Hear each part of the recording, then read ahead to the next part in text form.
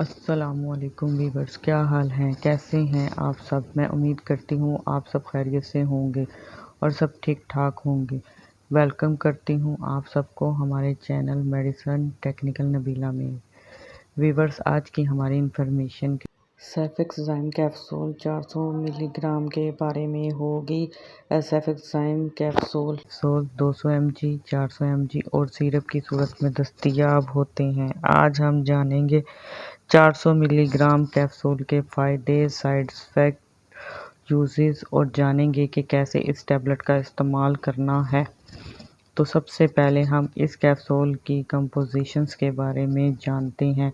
Viewers, compositions اس کے سیفکسائم اور تھائیریٹ ہیں۔ سیفکسائم کیپسول کا جنرل اینٹی بیکٹیریل انفیکشن کے لیے استعمال کیا جاتا ہے اور یہ ایک اینٹی بائیوٹک کیپسول ہے۔ ویورز، ڈیٹیل میں جانے سے پہلے جن ویورز نے ابھی تک ہمارے چینل کو سبسکرائب نہیں کیا تو وہ کر لیں اور ساتھ بیل آئیکن کو بھی پریس کر دیں تاکہ میڈیسن اور ٹیکنیکل کے ریلیٹڈ ویڈیو آپ کو ملتی رہے۔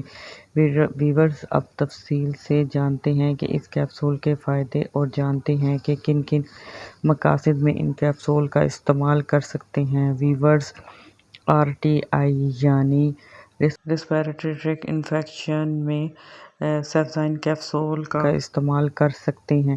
یہ سانس کی نالی میں انفیکشن کے لیے استعمال ہوتے ہیں، جیسے گلے میں انفیکشن یا پھیپھڑوں میں انفیکشن۔ ان تمام انفیکشنوں کو ریسپیریٹری ٹریکٹ انفیکشنز کہتے ہیں۔ تو ایسے انفیکشنز کے لیے یہ کیپسول استعمال کرنا ہی بہترین اور مفید ہے۔ اور اس کے علاوہ ویورز، جب زکام اور نمونیا شدید ہو جاتا ہے تو اس وقت انفیکشن پیدا ہو جاتا ہے تو اس میں بلغم والی کھانسی ہو جاتی ہے، بخار ہو جاتا ہے، تھکاوٹ رہتی ہے۔ تو ان تمام کے لیے کیریسرف کیپسول استعمال کرنا بہترین ہے اور مفید ہے۔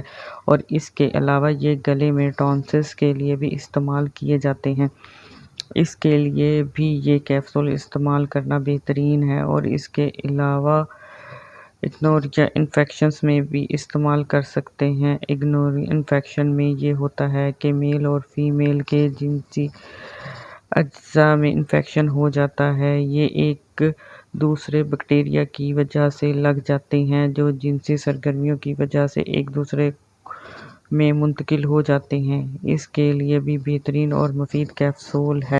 اور اس کے علاوہ یہ کیپسول کان کے اندرونی حصے میں انفیکشن ہو جاتا ہے جسے اوٹائٹس میڈیا کہتے ہیں، اس کے لیے بھی استعمال کر سکتے ہیں۔ اور اس کے علاوہ کان کے اندر میں انفیکشن کی وجہ سے پس یعنی کہ ریشہ جمع ہو جاتا ہے تو اس کو خشک کرنے کے لیے یہ کیریسرف کیپسول استعمال کیے جاتے ہیں۔ اور اس کے علاوہ یہ فارنجائٹس میں کیریسرف کیپسول استعمال ہوتا ہے۔ یہ گلے میں انفیکشن یا سوجن کو کہتے ہیں، اس کے لیے بھی بہترین ہے۔ اس کے علاوہ نمونیا کے لیے بھی یہ کیپسول استعمال کر سکتے ہیں۔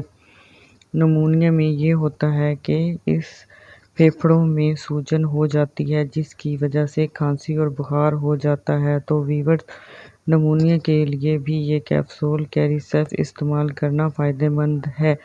یورینری ٹریکٹ انفیکشنز UTI میں استعمال ہوتی ہیں، یعنی پیشاب کی نالی میں انفیکشن کے لیے استعمال ہوتی ہیں۔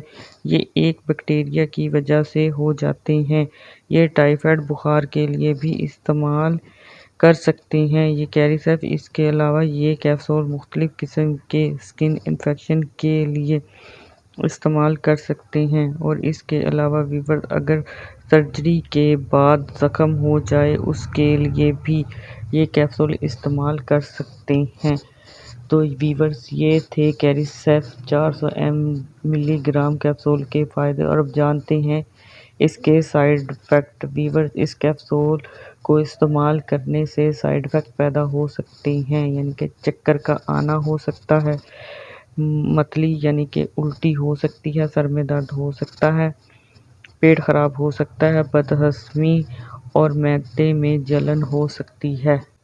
منہ کا خشک ہونا ہو سکتا ہے۔ اس کے علاوہ سکن پر ریشنل ہو سکتے ہیں۔ ویورز، یہ تھے سائیڈ ایفیکٹ جو کہ 100 میں سے کسی ایک کو ہو سکتے ہیں۔ اب جانتے ہیں کہ کیسے اس کیپسول کا استعمال کرنا ہے۔